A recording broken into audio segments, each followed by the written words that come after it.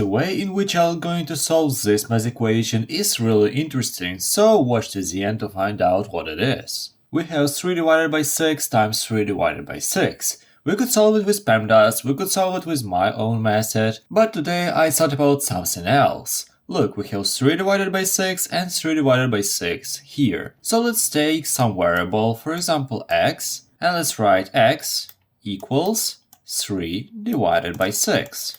Okay, so we get this. So now we can substitute 3 divided by 6 and this 3 divided by 6 by this x. So we'll get x times x.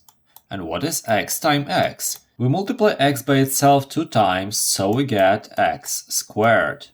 Wait, if you like the explanation so far, please consider subscribing. Thank you! Now the only problem is we don't know the x. At least not yet, because we know that x is equal to 3 divided by 6. Or we can write this in a fraction form. This is 3 divided by 6, just like this. Now we can simply simplify the numerator and denominator by dividing this and this by 3, and we'll get 1 over 2.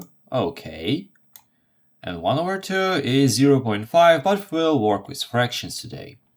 So now let's substitute this 1 divided by 2 instead of x. We will get, let's write parentheses, 1 divided by 2 to the power of 2. Okay, now to open the brackets, we need to power the numerator and denominator by 2. So we'll get 1 to the power of 2 divided by 2 to the power of 2.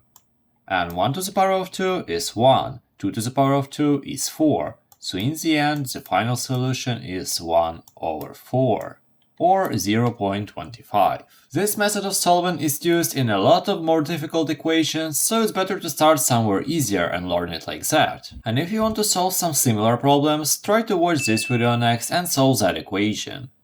But for now, have a nice day!